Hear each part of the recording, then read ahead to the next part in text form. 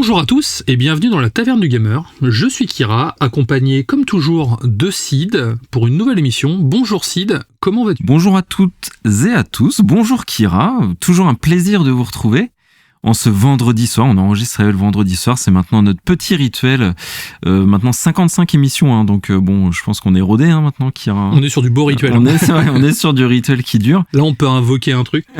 T'imagines ? Mais ouais, bonne semaine, ça a été. J'ai fait le 100% de Mario Wonder, donc en plus un de mes prochains tests qui arrive. Et franchement, c'était dur. Les derniers niveaux, ils sont ultra exigeants. J'ai vraiment galéré, mais un énorme plaisir à le faire. Et vous aurez ma chronique du coup, si tout va bien, la semaine prochaine. Enfin, en tout cas, dans la prochaine émission. J'ai terminé aussi l'Attaque des Titans. Tu sais, il y avait le dernier épisode final d'1h20 là qui clôturait. Oui, tout à fait. L'Attaque des Titans. Et je suis extrêmement déçu. D'accord. Donc, je dirais rien, mais n'hésitez pas à me contacter sur les réseaux si vous voulez qu'on en discute. Mais j'ai pas trop kiffé cette fin. Et ce week-end, Kira, j'ai prévu de me faire les 2 premiers épisodes de Monarch, parce qu'ils sont sortis, la série Apple TV sur Godzilla. Donc un très bon week-end en perspective qui s'annonce pour moi. Et toi, ta semaine, du coup ? Alors moi, ma semaine, j'ai joué à Alan Wake beaucoup. J'ai même quasiment fait que ça pour pouvoir le terminer dans les temps, je t'avoue. C'est un jeu obsédant, c'est-à-dire même quand j'avais terminé d'y jouer, j'y pensais toujours. Ouais, c'est bien ça. Ou un peu ce genre de délire. Et du coup, j'avais envie de jouer à rien d'autre. Donc c'est assez fou. J'ai rien fait d'autre du coup, je n'ai pas regardé de films, je n'ai pas regardé de séries. Enfin, j'ai continué un petit peu, tu sais, mes sitcoms habituels, histoire de. J'ai repris The Office, tu vois, en mangeant, j'aime bien regarder The Office. Et Spin City, toujours, que j'aime continuer de temps en temps. Mais sinon, à part ça, voilà, c'était vraiment une semaine consacrée à notre cher écrivain préféré. Et bah d'ailleurs, du coup, on peut passer au sommaire, certainement. Tout à fait, on a concocté une belle émission avec 2 sujets bien denses. Alors, qu'est-ce qu'on a préparé ? Vas-y, explique-nous tout. Bon, je suis très content cette semaine de vous parler de la Steam Deck, qui est mon prochain craquage vidéoludique. Donc, on va parler de la version OLED qui a été annoncée. On va parler de Baldur's Gate 3, qui fait plaisir aux fans. Ensuite, les GOTY, les nominés, évidemment. Et tu vas nous parler en 4e news d'un jeu à succès de cette année où il y a des nouveaux modes de jeu qui arrivent. Je dis pas c'est quel jeu, restez pour toute la session de la partie news. Et ton test de la semaine, Alan Wake, le jeu qui t'a fasciné, donc tu vas nous dire pourquoi. Et je termine sur un hors-sujet coup de cœur, une de mes sagas préférées de jeux vidéo, qui est arrivée en série sur Netflix, donc c'est Onimusha. Et franchement, restez aussi jusqu'à la fin parce que la chronique en vaut le détour. Bah c'est parti, y a plus qu'à. Allez, générique.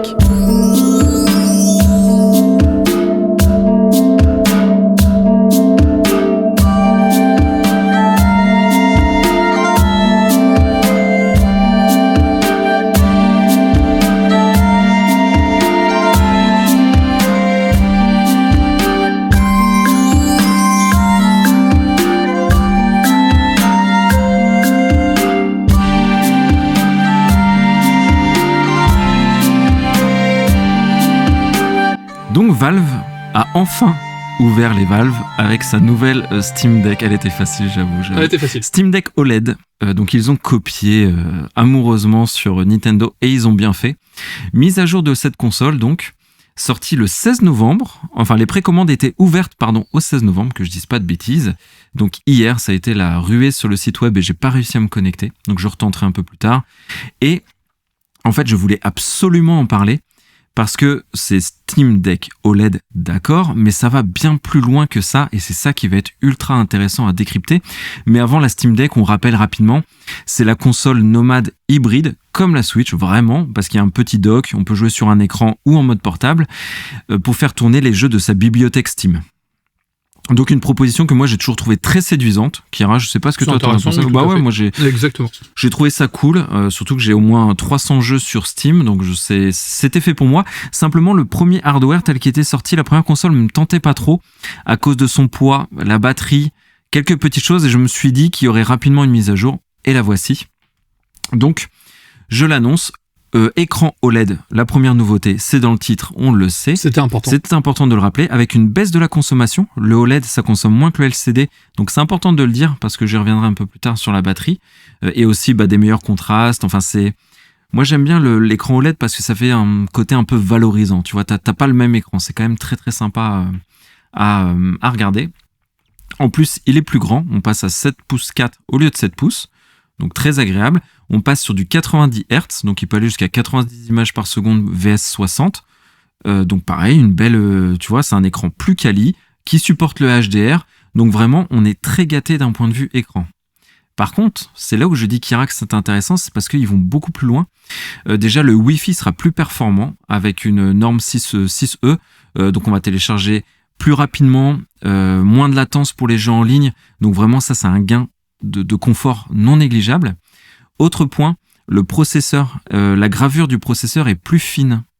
Donc on passe de 7 nanomètres à 6. On peut se dire que c'est pas grand-chose, mais c'est ultra intéressant en termes de chauffe et de consommation. Donc la console va moins chauffer, va moins consommer. Donc qui dit moins de chauffe en termes de jeu, c'est plus agréable. On entendra moins le ventilateur. Enfin, tu vois, c'est aussi du confort. Et je parle beaucoup de la consommation depuis le début. Donc le processeur plus fin, l'écran qui consomme moins, et ben ça améliore drastiquement la batterie, qui était un des très gros points faibles, je trouvais, de la Steam Deck.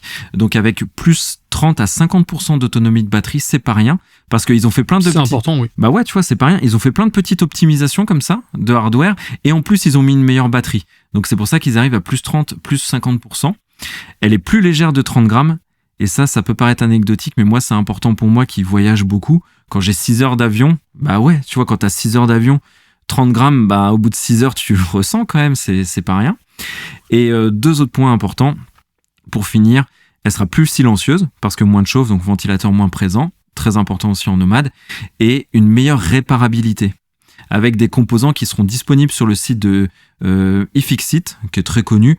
Donc on va pouvoir mieux réparer sa console, et ça, dans le monde actuel où on a besoin de choses qui soient plus réparables, plus vertueuses pour l'environnement, tu vois, très gros point fort. Donc on met beaucoup en avant l'écran OLED, mais on se rend compte qu'ils ont fait un énorme travail.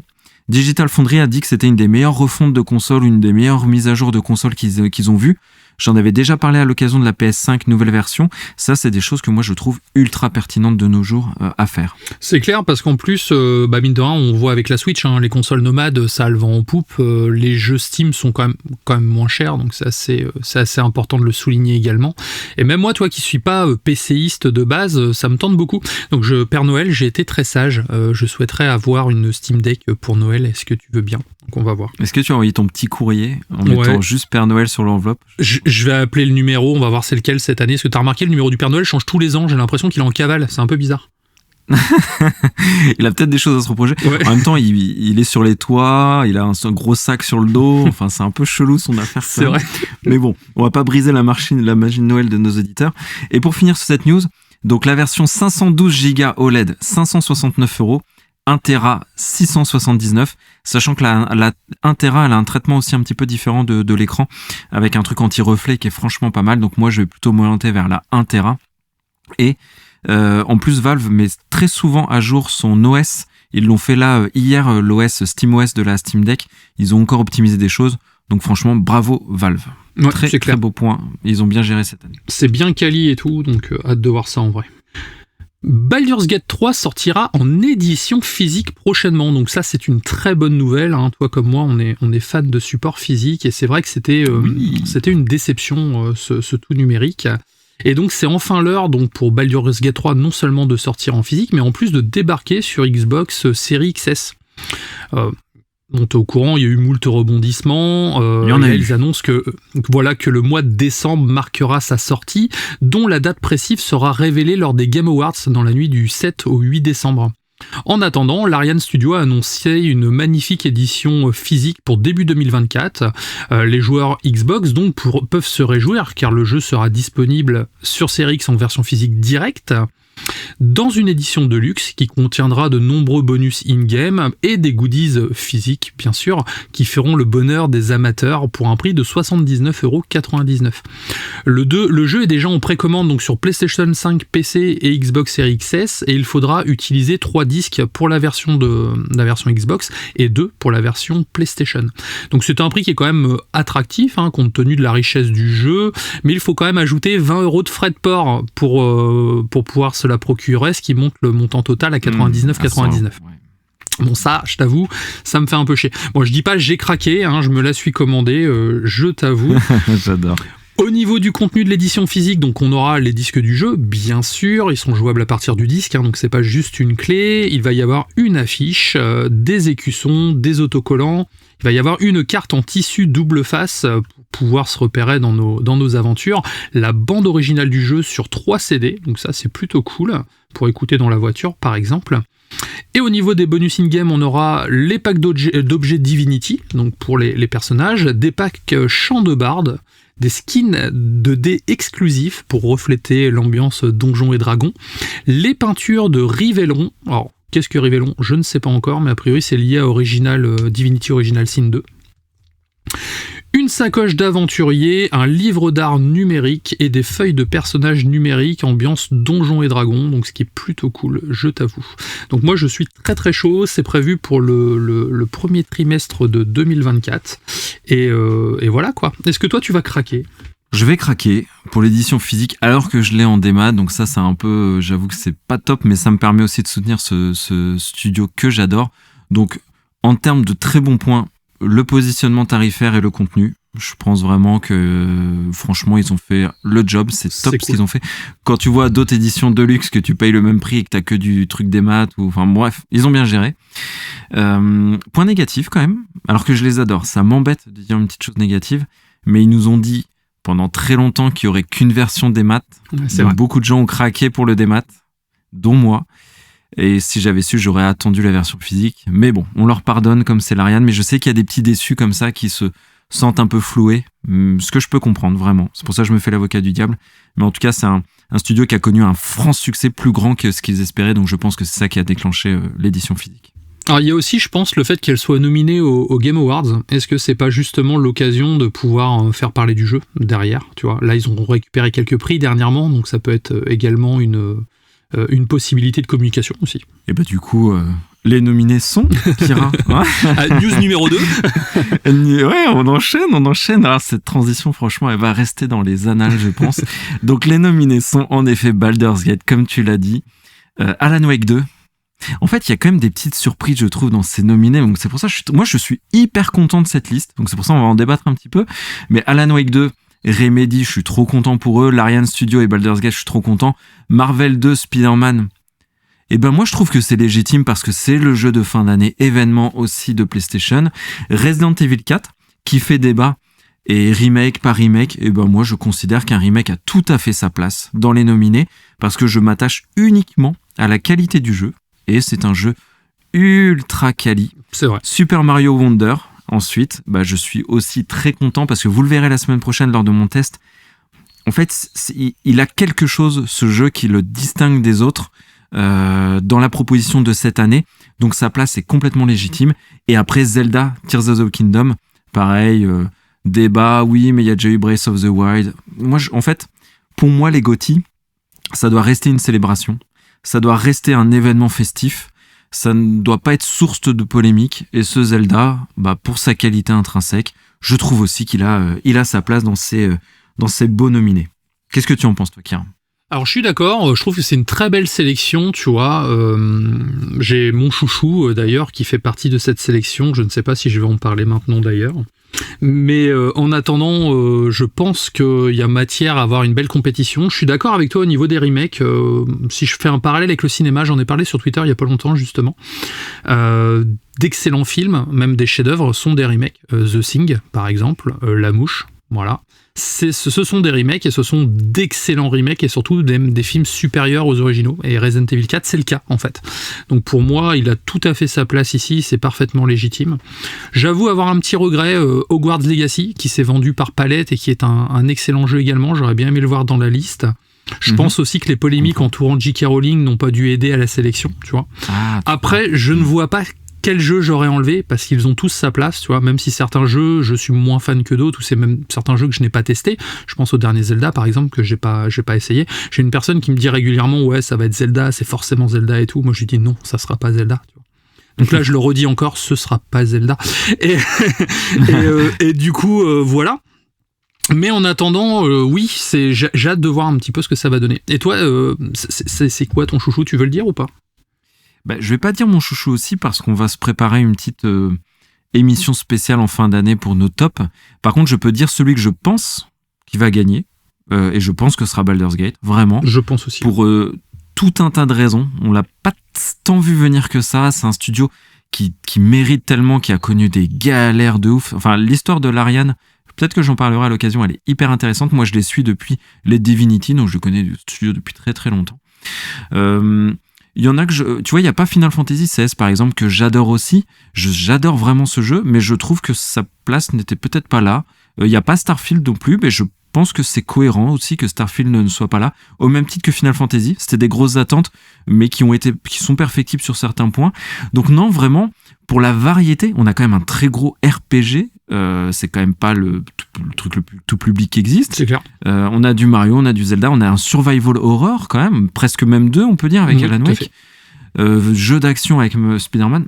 Franchement non, j'ai pas grand chose moi à reprocher à ce top. Et en plus j'ai hâte de voir quelle annonce on aura parce que c'est vraiment un événement les GOTY donc cool. Après sur les autres catégories, bon je pense qu'il y aura moins de suspense. Le meilleur RPG, bon bah je pense que Baldur's Gate va gagner. Je pense. Meilleure direction artistique, il y a dans plusieurs catégories, ce sont les mêmes nominés que les jeux de l'année. C'est peut-être ça que je trouverais un peu dommage. Tu vois, la meilleure direction artistique, on reprend les mêmes et on recommence. On voit qu'il va être nommé, donc très certainement le gagnant décrochera les deux. Enfin, ça c'est peut-être un peu dommage. Meilleur jeu d'action, j'espère vraiment que ce sera Armored Core, qui est cité qu'ici, donc ça me ferait vraiment, vraiment très plaisir. Après, il y a aussi les performances vocales. Le voice acting qui est très cool avec Baldur's Gate, Idris Elba, Ben Starr de Final Fantasy XVI. Enfin, il y a des très belles nominations. Franchement, ça va être un bel événement, je pense. Oui, et puis j'attends aussi de la grosse information, du gros teasing. Hein. On parle de GTA, bien sûr. On parle également d'autres IP qui pourraient être présentés à ce moment-là, ou même refaire parler d'elles. Death Stranding 2 aussi, pourquoi pas. Je sais que Kojima fait partie du jury, je crois. Donc ouais, pourquoi pas, ça peut être cool. En tout cas, j'ai hâte de voir ça et j'ai hâte de le couvrir avec toi en tout cas. Petite newsette pour continuer, on va parler d'Assassin's Creed Mirage qui va accueillir 2 nouveaux modes de jeu. Donc Ubisoft dit avoir entendu les fans et confirme qu'un mode New Game Plus intégrera le jeu lors de la mise à jour de décembre.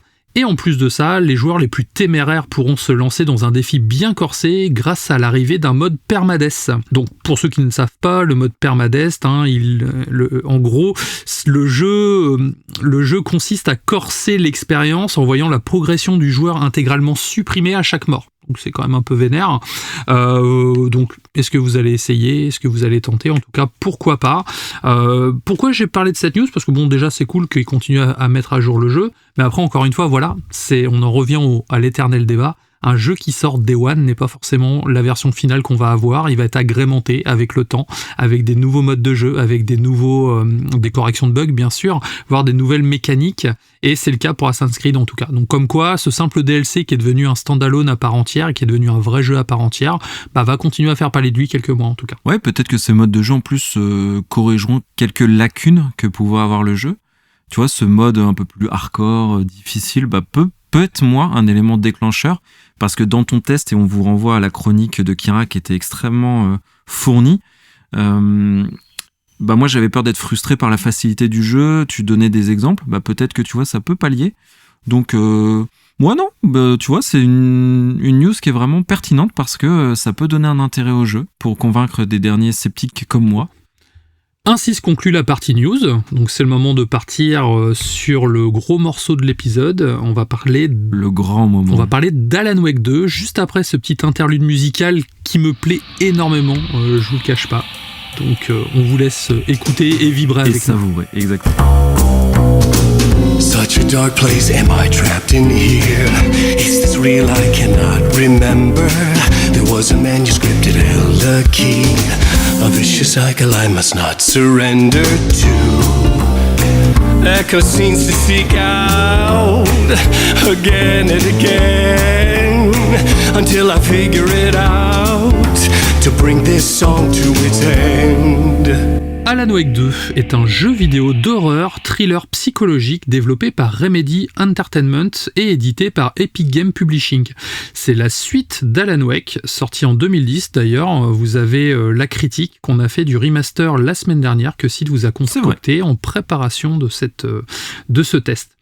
Le jeu sort sur, bien sûr, PC, PlayStation 5, Xbox Series et il est dispo depuis le 27 octobre 2023.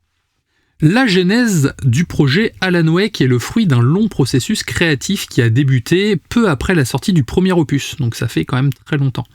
Remedy avait déjà en tête l'idée de faire une suite, mais le projet a connu plusieurs changements de direction et de plateforme.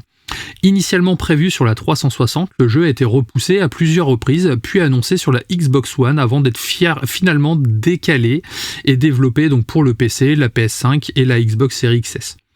Le studio a également dû faire face à des difficultés financières et des problèmes de droit suite à la séparation avec Microsoft, ce qui a retardé la production. Mais malgré ces obstacles, Remedy n'a jamais abandonné sa vision artistique, vision qui est très forte d'ailleurs. Et je dirais même, c'est peut-être le jeu le plus personnel du studio.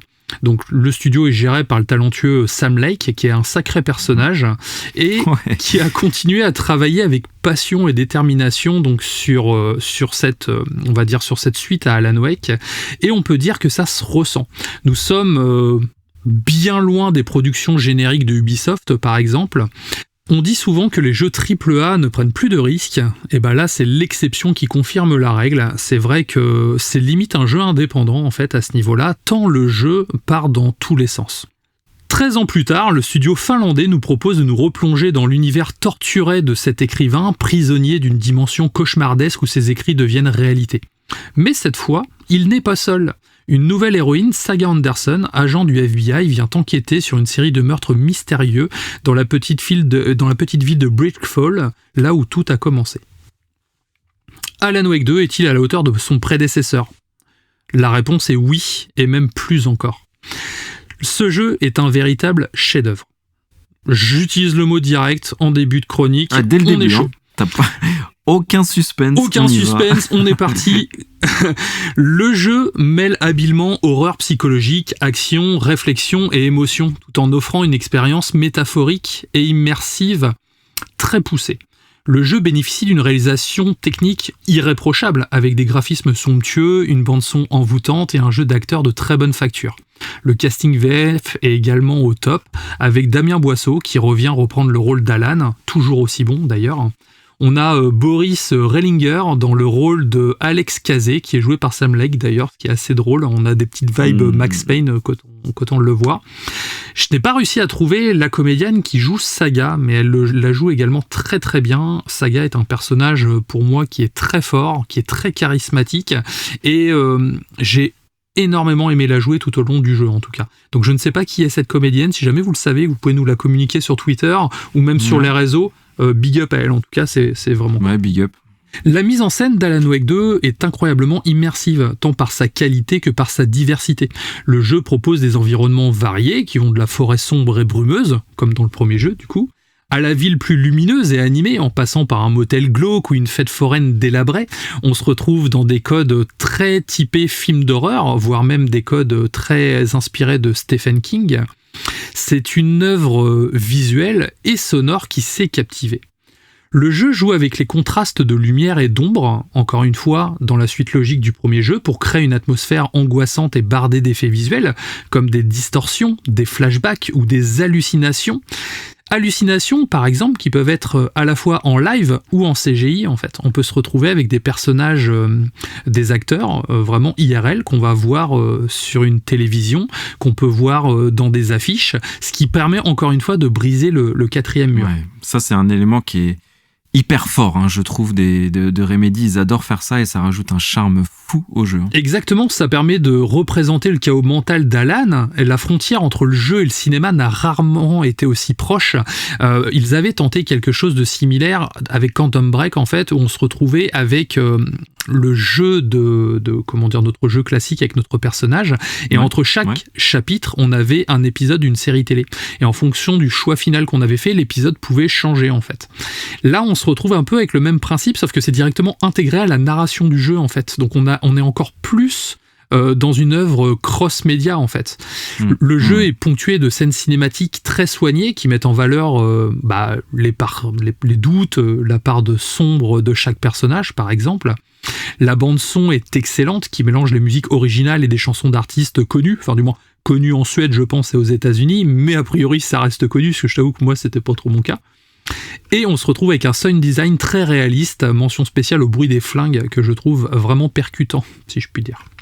Techniquement, le jeu exploite pleinement les capacités des nouvelles consoles, avec des temps de chargement quasiment inexistants, un ray tracing en mode qualité, et un mode performance qui permet de jouer en 60 images par seconde.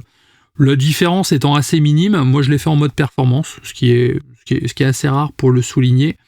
J'ai constaté quand même quelques bugs techniques à certains moments, quelques chutes de framerate par exemple. On peut avoir aussi la VF qui saute pour passer en VO, voilà. Donc je pense que ça sera patché par la suite et c'est dommage, hein. Le jeu étant tellement, on va dire, parfait d'un certain niveau, ce genre de petits bugs en fait par moment m'a fait sortir de l'univers du titre.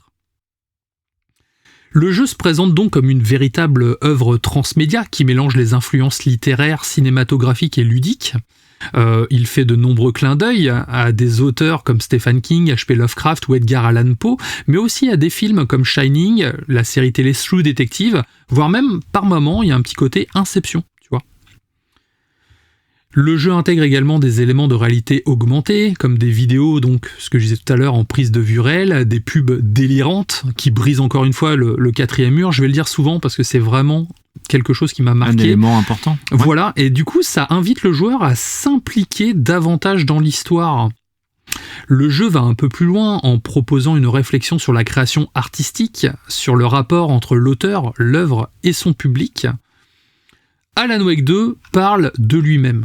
Il explore des termes de l'inspiration, de la folie, du pouvoir des mots, de la responsabilité de l'écrivain, et questionne également sur le rôle du joueur qui devient à la fois acteur et spectateur de l'histoire. Et mon implication fut si viscérale que je restais dans le jeu même après déconnexion, comme je l'indiquais tout à l'heure. Oh là là, j'adore. Ouais. C'est une expérience métaphorique et immersive qui ne laisse pas, qui ne cesse pas de triturer les méninges. Là, en revanche, où j'ai un bémol, c'est sur le gameplay d'Alan Wake 2. Il reprend les éléments du premier opus, basé sur le principe de la lumière et de l'ombre. Le joueur doit affronter des ennemis possédés par l'ombre noire, une entité maléfique qui contrôle les écrits d'Alan. Pour les vaincre, il faut d'abord donc les éclairer avec la lampe torche, ou un projecteur par exemple, et ensuite il faut les achever avec une arme à feu. Le gameplay propose ainsi un mélange de combat et de survie qui demande de gérer ses ressources via un système de valises comme dans Resident Evil, et on trouve même un système de carton qui permet de stocker des accessoires qu'on va pouvoir réutiliser dans d'autres save rooms, tu vois. Ok. Pourquoi le combat est moins bon ? Alors déjà, je pense qu'ils l'ont compris. En fait, le combat est vraiment au second plan en comparaison du premier jeu. Nous sommes davantage dans la recherche et la compréhension, en fait. Il y a des combats, certes, mais c'est vraiment, vraiment secondaire. Le personnage est beaucoup plus rapide que dans le premier, c'est vrai. Nous ne sommes pas sur un TPS frénétique comme Control, par exemple, ou Quantum Break. Mais c'est le système d'esquive que j'ai trouvé assez limite en fait, car il faut se fier au mouvement du personnage pour pouvoir esquiver au bon moment. Et comme la caméra est très proche de notre personnage, il y a des moments où les ennemis vont trop vite en fait, et pour esquiver, c'est une vraie galère en fait. Et on se retrouve à se prendre des coups de façon assez injuste. Le jeu, pour te dire, il privilégie la fuite en fait, donc par moment tu leur balances une lumière à la tronche et tu te barres en courant en essayant de les esquiver, donc c'est un autre délire dans le gameplay, on est moins frontal que dans le premier, tu vois. C'est presque plus cohérent finalement avec l'esprit. Moi c'est ça que j'ai regretté dans le premier vraiment. Alors c'est plus cohérent quand tu joues avec Alan, par contre quand tu joues avec Saga, qui est une agent du FBI qui est censée être plus chevronnée, c'est là que j'ai pas senti la différence, parce que le personnage qui a le plus de scènes d'action c'est elle, mais du coup c'est elle qui en pâtit davantage en fait. C'est censé être une agent entraînée, et là-dessus j'ai trouvé que c'était assez faiblard, tu vois. Le jeu introduit également des nouvelles mécaniques, comme le pouvoir de Saga Anderson qui peut entrer dans son palais mental pour consulter des indices et reconstituer des scènes de crime. C'est intéressant sur le papier, mais c'est bien trop systématique pour que ce soit fun. Tu vois. À un moment, c'est un peu redondant. Le jeu alterne entre les phases de jeu avec Alan Wake et Saga, qui offrent des perspectives différentes sur l'histoire. À un moment même, on peut choisir tel ou tel personnage en fait.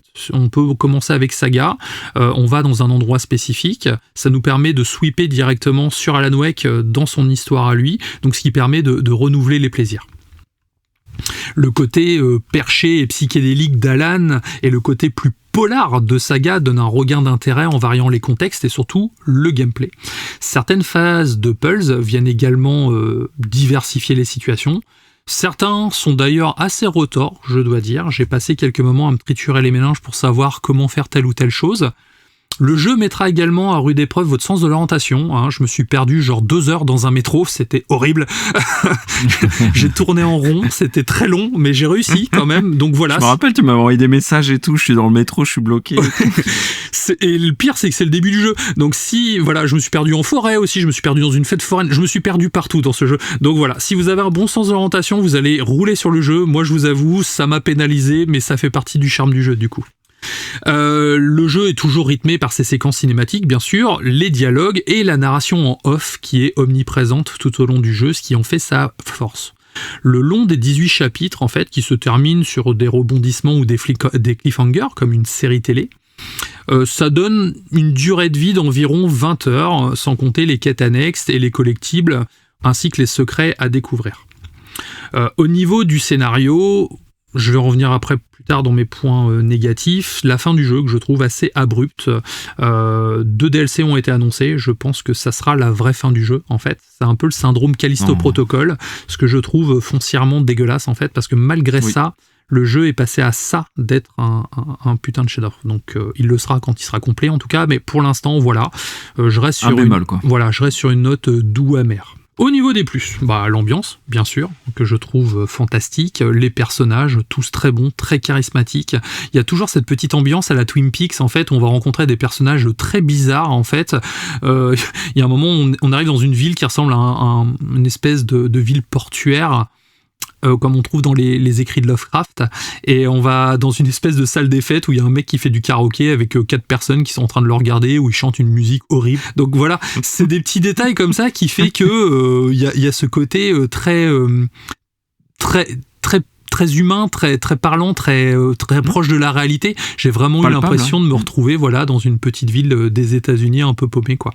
La musique que je trouve exceptionnelle également, les phases d'enquête sont très bonnes. Le level design qui est très cool et les doublages bien sûr que j'ai trouvé excellents. Old God of Asgard, la fameuse musique que vous avez entendue en début de chronique qui est juste fantastique, c'est une des meilleures scènes du jeu et je crois que cette scène va me marquer encore des années. Au niveau des moins, j'ai marqué les combats brouillons, voilà, et la fin en DLC qui est quand même un gros point noir. Pour conclure, Alan Wake 2 est un jeu exceptionnel qui surpasse son prédécesseur en tout point. Le jeu est une réussite technique, artistique et scénaristique avec une vraie vision d'auteur. Encore une fois, on n'est pas dans une production générique habituelle.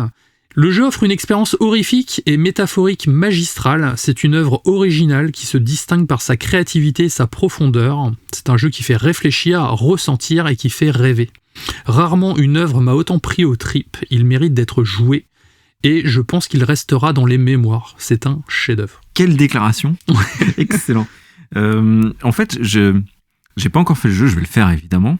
Mais quand j'analyse ta critique, j'ai l'impression que c'est le jeu de la maturité pour Remedy. Parce que toutes les intentions du premier que j'avais décrit, faire une œuvre pas que de jeux vidéo où on croise les médias, faire en sorte que le jeu arrive à synchroniser le joueur plus l'avatar qu'on joue, pour une meilleure implication, plus de sensations, tu l'as dit en brisant le 4e mur. En fait, c'est l'intention d'Alan Wake 1, mais avec toute l'expérience, tout le background du studio, toute la créativité. C'est le jeu de la maturité pour eux. Enfin, tel que je le comprends vis-à-vis de ta chronique. Et même au-delà de ça, quand ils ont sorti les 2 premiers Max Payne, c'était Rockstar qu'ils avaient au-dessus. Quand ils ont sorti le premier Alan Wake, c'était Microsoft. Quantum Break, pareil. Et à partir de Control, ils sont devenus un studio indépendant et on sent déjà que sur Control, avec la fondation SCP, ils sont partis sur un autre délire en fait les mecs. Et là sur Alan Wake, ils ont encore ajouté une pierre à l'édifice et pour moi ça en fait leur meilleur jeu. C'est que des grands jeux en plus, mais ça en fait vraiment leur meilleur jeu et encore une fois, il est nominé au Game Award. A raison, et j'espère que il va bien se classer en tout cas. Ouais, et puis de cette liberté qu'ils ont réussi à acquérir avec le temps et de cette renommée, ils ont pu épouser, je pense, plus librement justement leurs ambitions, leurs délires. Tu vois, c'est qu'ils ont enfin laissé de côté un peu les phases d'action, ce que je pense souvent les éditeurs demandent, qu'il y ait des jeux, qu'il y ait de l'action. Là, tu vois, si ça se trouve, avec tout ça, ils ont réussi à s'extraire et faire vraiment le jeu qu'ils voulaient faire. Moi, je garde un petit point négatif quand même en tête, celui que tu as dit, Kira, de la fin, un peu abrupt, où il faudrait potentiellement attendre un DLC. Ça, c'est jamais un move que j'aime bien. Moi, c'est toujours un truc, ça a tendance à m'irriter. Mais bon, en tout cas, de ce que tu as dit, c'est waouh. Tu vois, ça envoie du rêve. Je suis d'accord avec toi. Moi, ça m'a même déçu quand j'arrive à la fin du jeu, quand je me suis retrouvé dans cette expérience aussi incroyable et que j'arrive à la fin, je suis merde, c'est abusé quoi. Après, encore une fois, le jeu vidéo reste un art, c'est vrai. Là, en plus, on le voit bien, on le sent bien, mais ça reste aussi un business. Et c'est là que le côté business est ressorti, tu vois. Donc j'ai hâte de faire la suite et de voir ce que ça va donner. Au début, j'étais pas chaud parce que c'est vrai que les 2 DLC du premier Alan Wake étaient pas ouf. Donc je me dis, ça risque pas d'être foufou, mais là, s'ils continuent à garder leur délire, pourquoi pas. Après, Sam Lake, on voit, c'est un vrai auteur. Il a vraiment une vision. Il fait. Alors, je vais utiliser, attention, une comparaison de malade, mais il me fait penser à David Lynch un peu dans le genre. Ah ouais, non. Il a tellement un délire à lui dans l'univers du jeu vidéo, enfin, même Hideo Kojima, il va pas aussi loin, quoi. Là, on est vraiment dans un délire, mais complètement perché. À chaque fois que je m'attendais à ce que le jeu ronronnait, je me suis dit, il va se passer ça. Et sans arrêt, on me rajoutait un truc pour me surprendre. Et je t'ai dit, à un moment, je me suis retrouvé sur une scène. J'ai fait, mais quoi? Je suis en train de jouer à quoi? Qu'est-ce qui se passe? Mon Dieu! Et vraiment, j'ai kiffé, en fait. J'ai vraiment kiffé, quoi.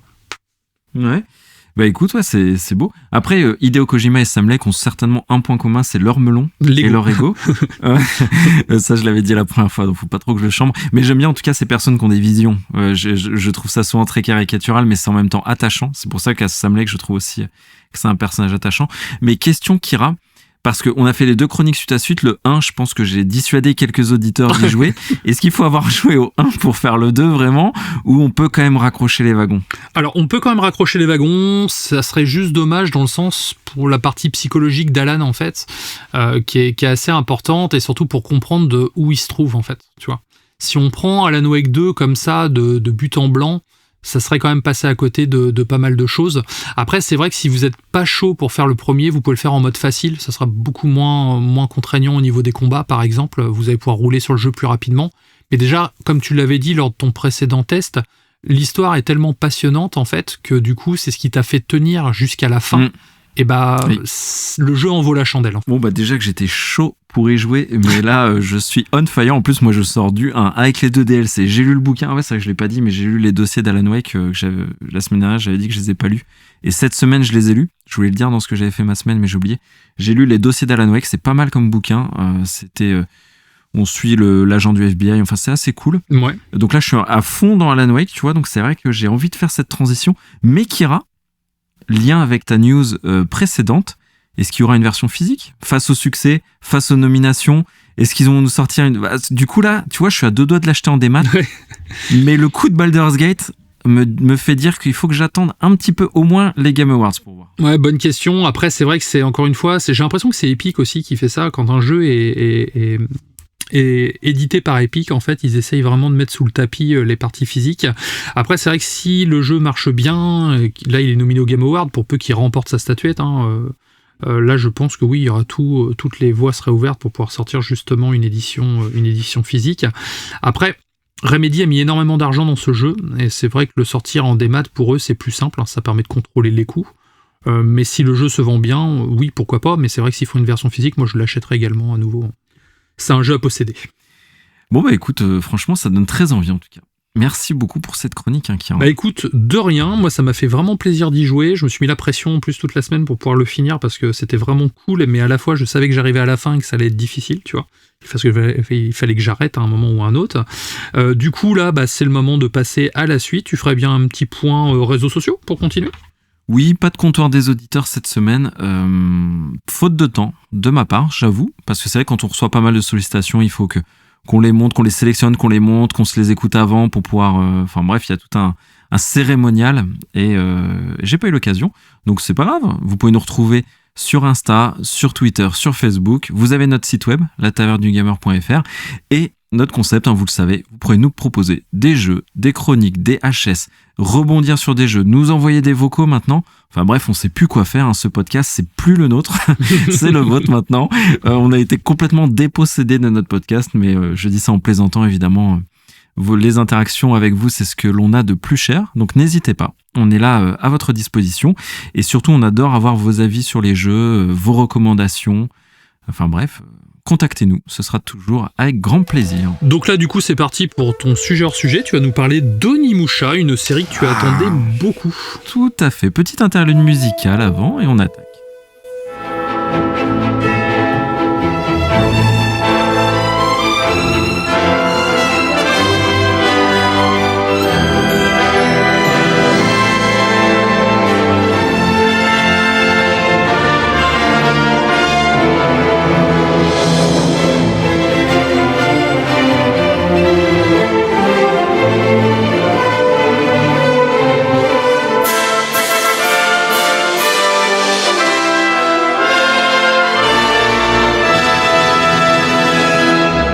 Alors si je suis de bonne humeur, autant de bonne humeur cette semaine, mais oui, c'est parce que je vais parler d'Onimusha.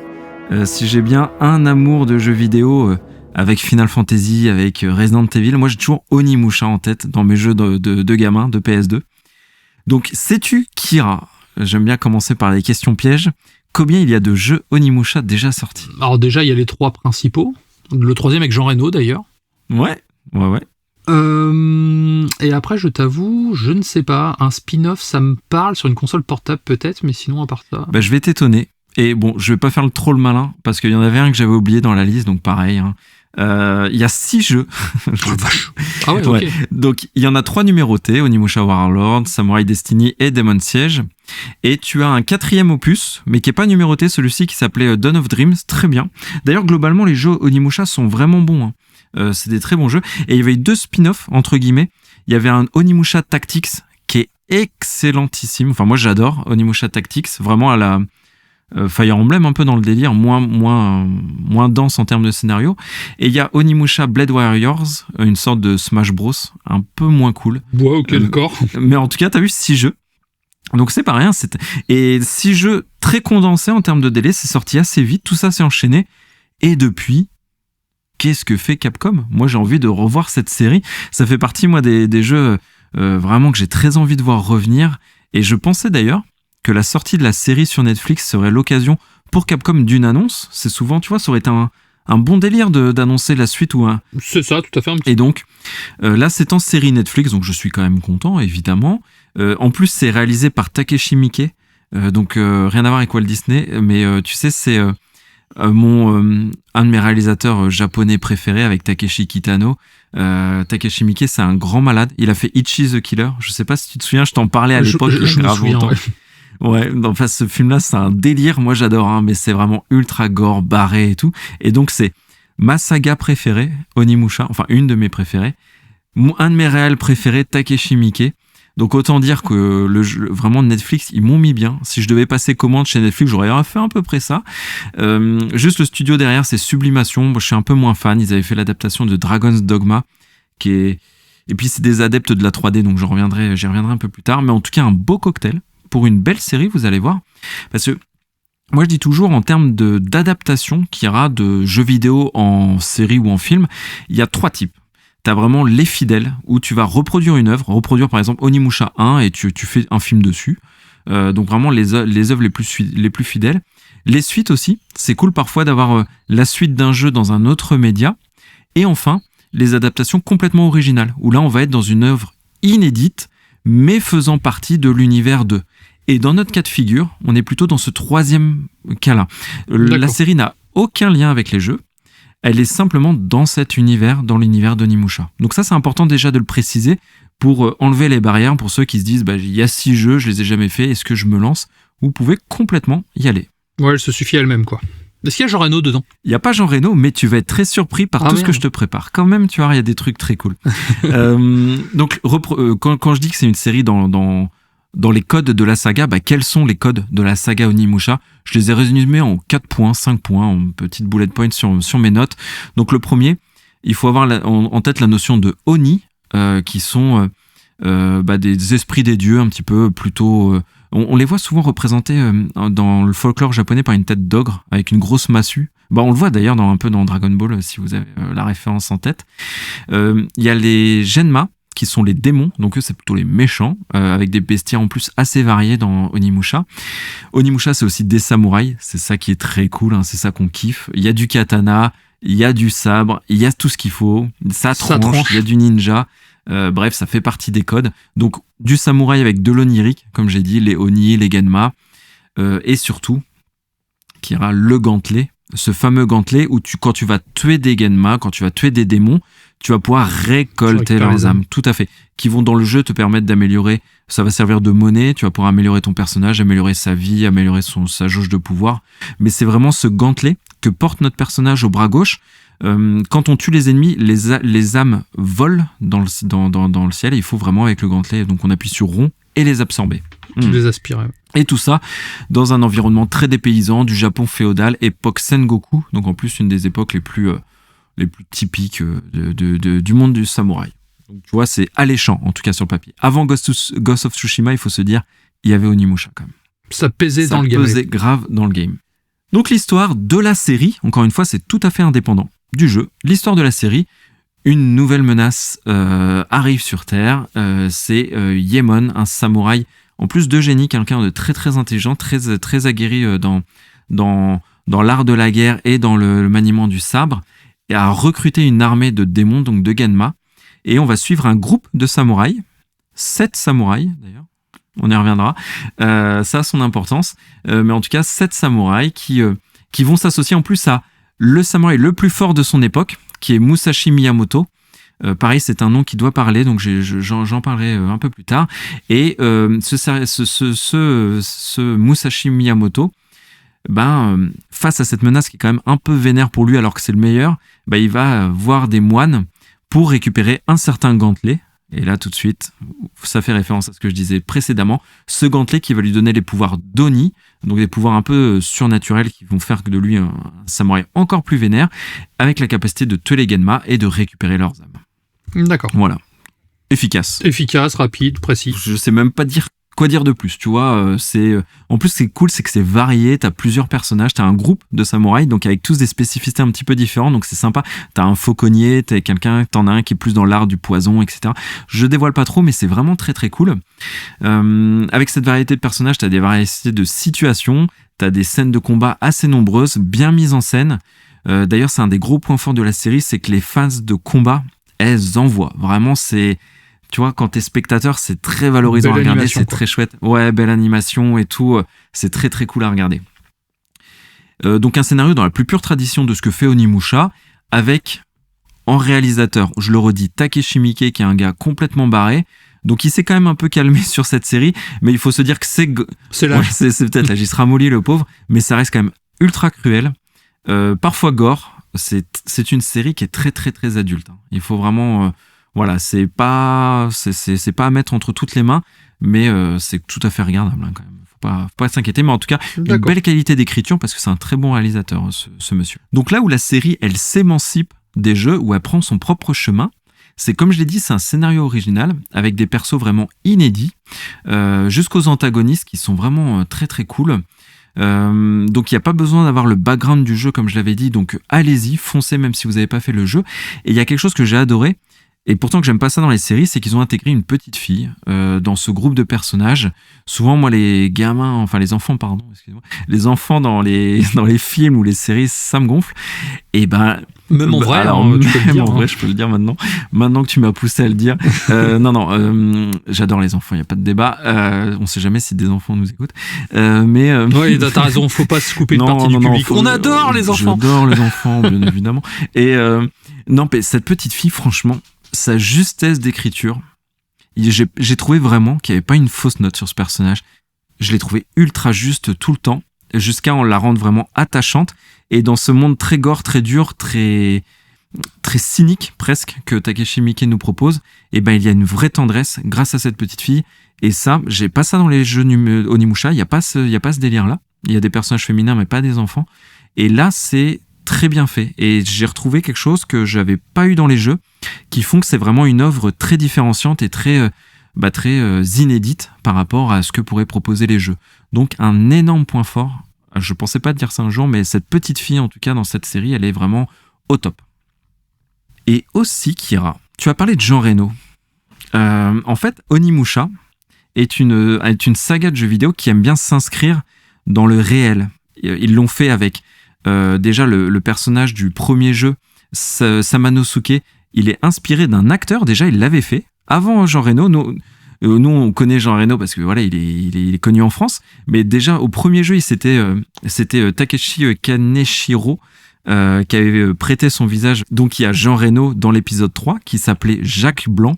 Donc bravo pour l'imagination Capcom du personnage français Jacques Blanc. Et là, ce qu'ils ont fait dans cette série pour garder cette tradition, c'est que le personnage principal, donc Musashi Miyamoto, son visage est emprunté d'un acteur ultra connu qui est Toshiro Mifune, que j'adore, qui est le chouchou d'Akira Kurosawa, donc le très grand réalisateur japonais, un des plus grands.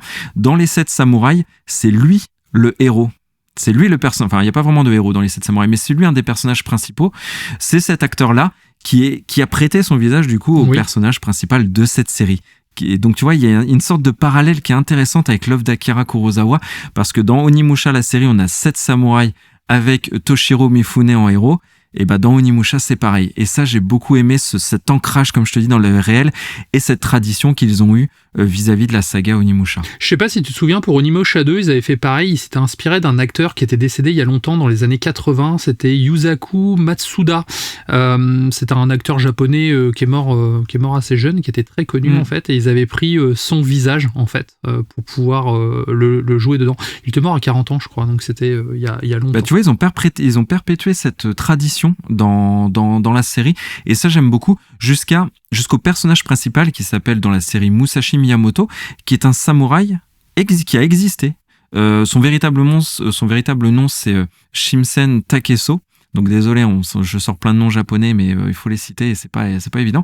Mais c'est un samouraï qui a vraiment existé et qui est dans plein de jeux vidéo. C'est vrai. Capcom le met dans les Fate and Night, dans Sengoku Basara, dans Age of Empire 2, tu peux le choisir comme héros. D'ailleurs, c'est rigolo.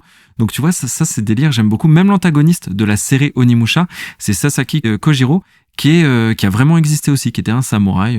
Voilà. Même ils font référence à la bataille de Sekigahara, qui est une bataille ultra connue, qui a mis fin à l'époque Sengoku et le début de l'ère Edo. Ils en font référence dans la série Onimusha, et c'est une bataille qui a réellement existé.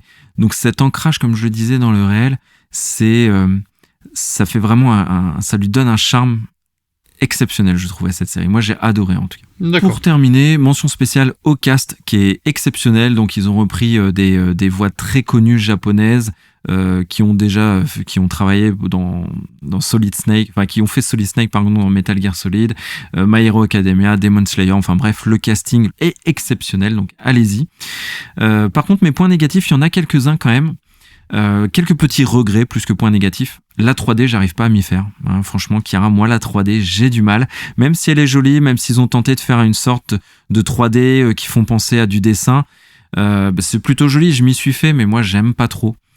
Il y a aussi le bestiaire de la série Onimusha que j'ai pas retrouvé. Il y a des ninjas qui sont très cool. Il y a des monstres qui sont top que j'ai pas retrouvé dans la série. Petite déception. Et aussi les héros dans la série, ils ont dans la saga pardon, dans les jeux, ils ont des pouvoirs élémentaires de feu, de vent. Ça, il y a pas non plus. Il y a pas. Et je pense qu'il y a des petites restrictions de budget parce que les environnements, ça se passe beaucoup dans la forêt. C'est un peu light. Parce que moi, Onimusha, ce que j'aimais bien, c'est le côté dépaysant. T'étais dans des jardins japonais, t'étais dans des temples, t'étais dans des bâtiments typiques. Il y a moins ça dans cette série. Donc ça fait partie de mes petits regrets. Donc ça va, c'est pas énorme niveau regret quand même. Non, c'est pas énorme. Après, je suis d'accord avec toi, la 3D en animation, c'est un peu chiant. J'ai regardé Cat Size et Lupin la dernière fois, et l'histoire était cool. J'avais bien reconnu les chara-design, mais la 3D, j'avais l'impression de jouer à un jeu vidéo en cel shading, mais pas très beau, tu vois.